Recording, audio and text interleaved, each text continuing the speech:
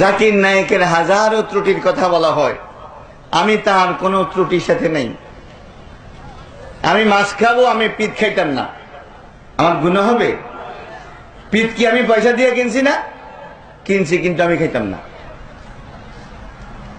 জাকির নায়েক যদি কোনো ভুল করে থাকে, যে কোনো ভুল করবে, কোরআন এবং সুন্নাহ দ্বারা যদি প্রমাণিত হয়, সেটা মানতে আমার কোনো আপত্তি।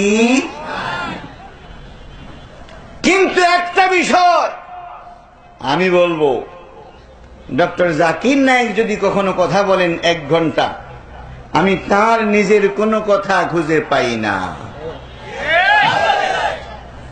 1 ঘন্টা, 1.5 ঘন্টা, 2 ঘন্টা পর্যন্ত কথা বলা হয়, নিজস্ব কোনো কথা নয়, কোরআন এবং সুন্নাহ দিয়ে। কি বলেন, ঠিক কিনা?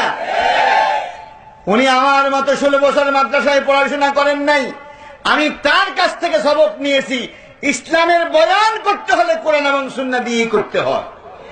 এটা আমি মৌলবীদের কাছ থেকে শিখি নেই, এটা আমি ওই মিস্টারের কাছ থেকে নিয়েছি।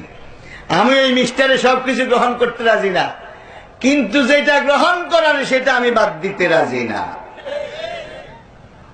কথা কি বুঝে আসছে? কোন মুসলমানের ব্যাপারে বিদ্বেষী হয়ে কোনো কথা বলা, বিদ্বেষী হয়ে কোনো কথা বলা, বিদ্বেষী হয়ে কোনো কথা বলা, আল্লাহর কসম এটা হারাম। আমি আমাকে সহ মুসলিম উম্মার যুবকদেরকে সতর্ক করতে চাই। ফেসবুকে দেখি হানাফি ভাইদের দৃষ্টিতে আহলে হাদিসের ভাইরা মুসলমানই না, আবার আহলে হাদিসের ভাইদের দৃষ্টিতে মাযহাব মানে আস্থা গজব।